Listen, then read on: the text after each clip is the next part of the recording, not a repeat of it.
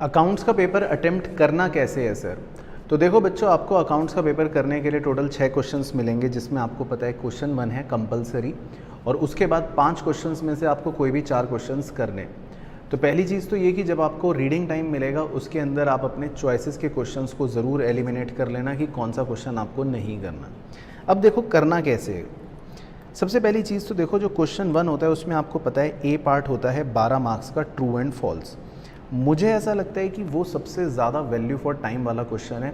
यानी कि अगर आपको वो स्टेटमेंट्स आते हैं और आपने थोड़ी भी प्रैक्टिस कर रखी है और या आपको पता है, तो आप सबसे पहले उसी क्वेश्चन से शुरू करो।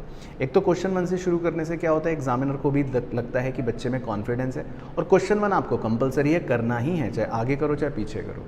तो आप क्वेश्चन 1 से स्टार्ट करो। उससे होगा ये कि ट्रू फॉल्स के जो पॉइंट्स आपको अच्छे से अगर आते हैं तो बहुत ही अच्छा हो जाएगा। आपके 6 या 7-8 मिनट के अंदर 12 नंबर की कवरेज हो जाएगी।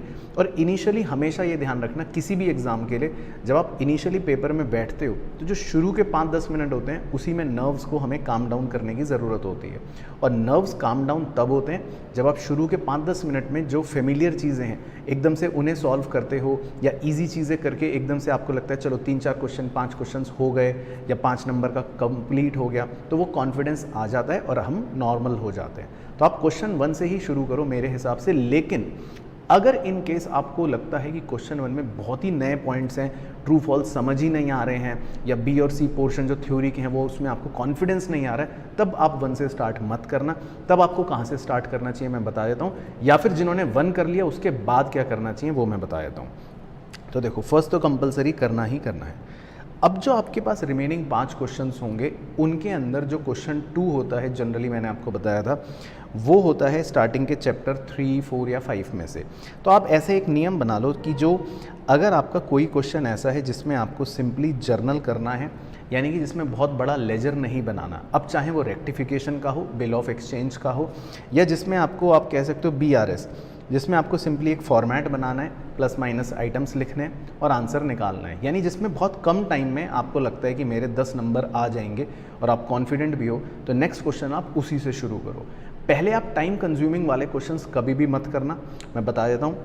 सबसे ज़्यादा टाइम कंज्यूमिंग वाले क्वेश्चंस होते हैं आपके सिंगल एंट्री, अगर इसका क्वेश्चन आता है ज़्यादा नंबर का, या आपका फाइनल अकाउंट्स। ये बहुत ज़्यादा टाइम कंज्यूमिंग होता है क्योंकि इसमें एक तो लेजर्स बड़े, क्रॉस पोस्टिंग्स बहुत ज़्यादा होती हैं और कैलकुलेशन बहुत ज़्यादा होती है, और उसमें भी श्योरिटी नहीं है कि बैलेंस शीट एक बार में टैली हो जाए। पता चला टैली नहीं हुई तो टेंशन अलग।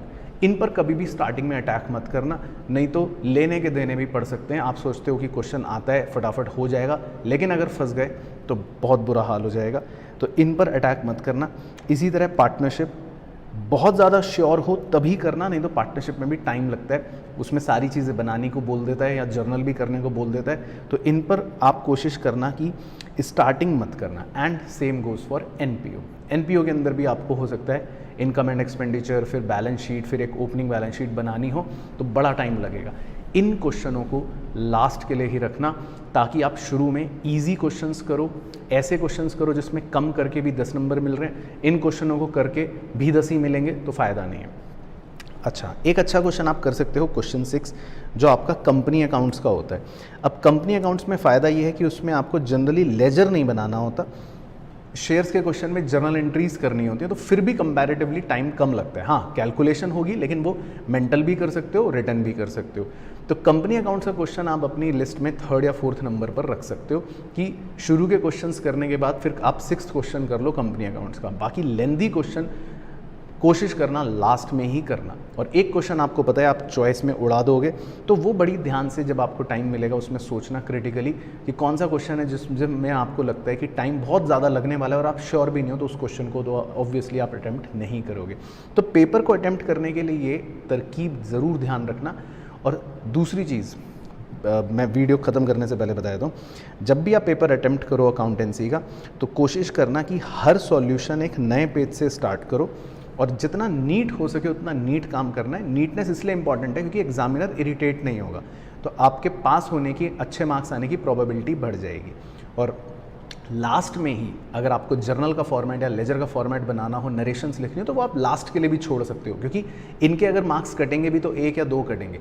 लेकिन पहला फोकस होना चाहिए टाइम से पेपर ख़त्म हो, किस तरह से स्टार्ट करना है, कहाँ से स्टार्ट करना है, ये थोड़ी सी छोटी छोटी बातें दिमाग में लेकर चलना, तो फिर आपका पेपर भी नहीं छूटेगा और बैठकर जो नर्वसनेस होती है एग्ज़ाम में वो भी आपकी शुरू के 5-10 मिनट में कूल ऑफ हो जाएगी। बाकी इसको ज़रूर फॉलो करना। आपके एग्ज़ाम के लिए मेरी तरफ से बेस्ट विशेज़।